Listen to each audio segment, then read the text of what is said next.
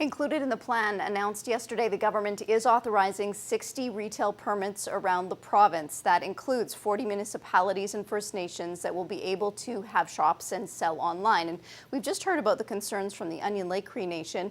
Today, I'm joined by Vice-Chief David Pratt of the Federation of Sovereign Indigenous Nations. Hi, Vice-Chief Pratt.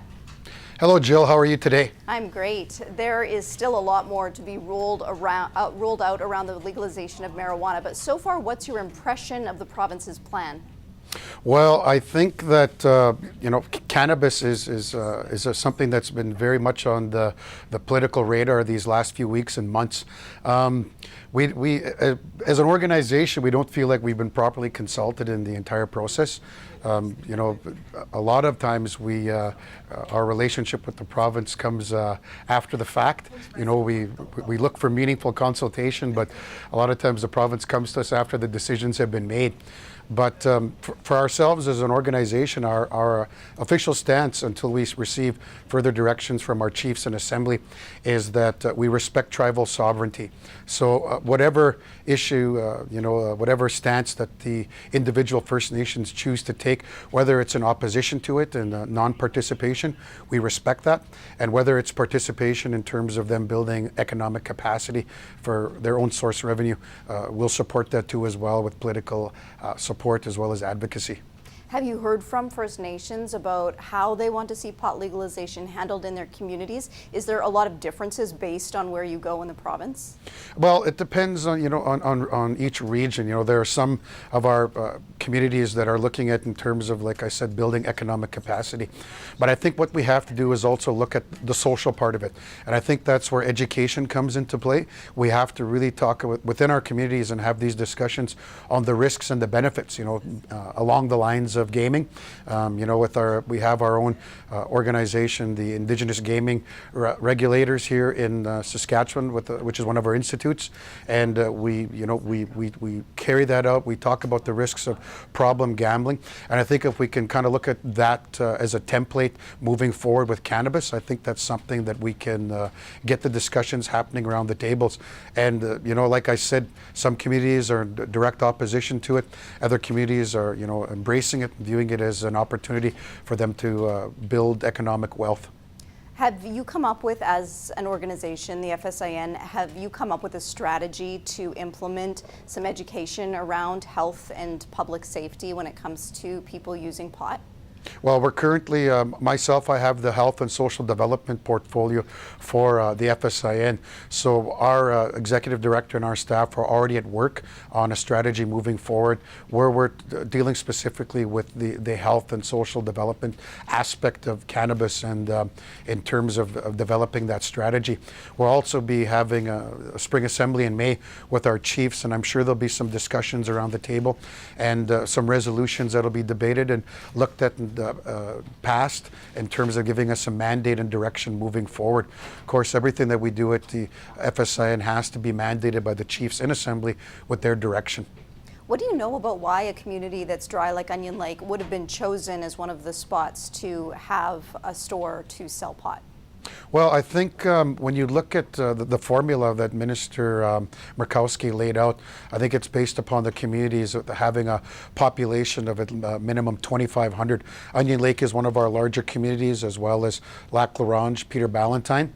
Those are probably our three largest communities, our three largest nations within Saskatchewan. So that may be a factor in the decision that the province came to.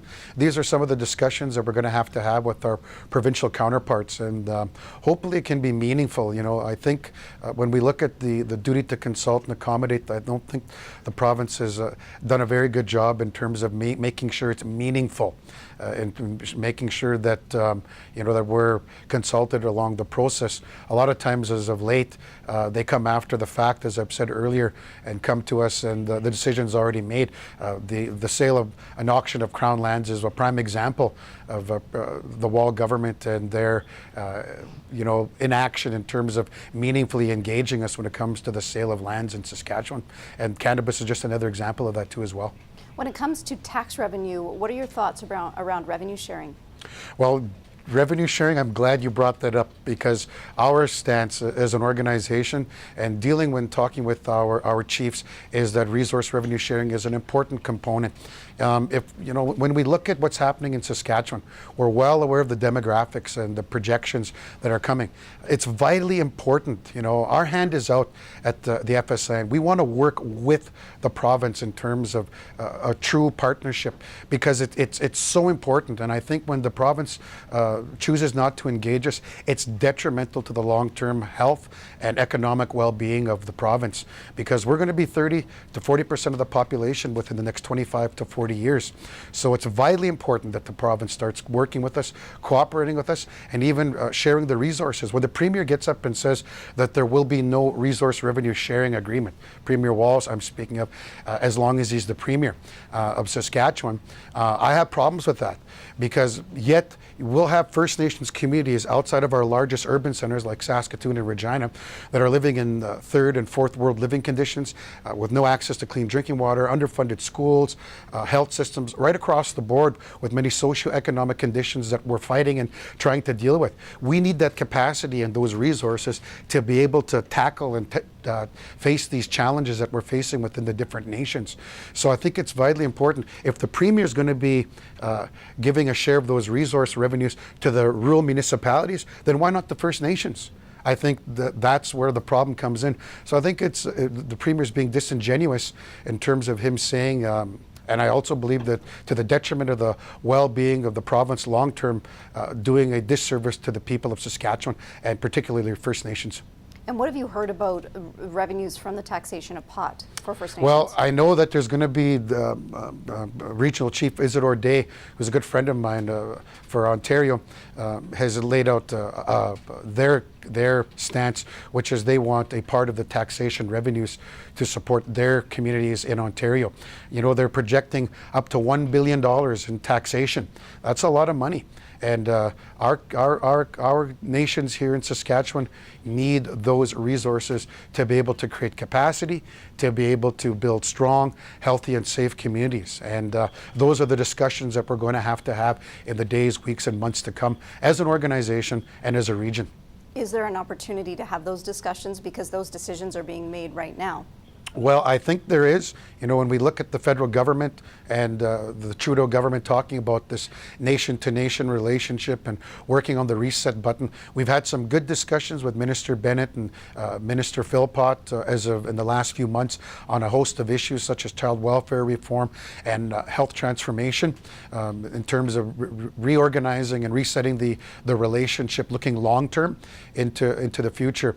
So I think that if we can bring the federal government to the table, as well as the provincial government, then I think there's a definite opportunity. And when we look at the leadership races that are currently happening within Saskatchewan, January 27th, the Sask Party chooses a new Premier. We're looking at hopefully that there'll be an opportunity and a chance to hit the reset button in that relationship moving forward, as well as with the NDP, which with the current leadership race there with Dr. Ryan Miley and Trent Weatherspoon as well, with them possibly potentially being the next Premier of Saskatchewan in the 2020 or 2024 election too as well. So we're always hopeful. We're always mindful of the opportunities that potentially exist for improving the relationship and the long-term health and socioeconomic being of our people. Thank you so much for your time today, Dave. Well, thank you, Jill. I appreciate it.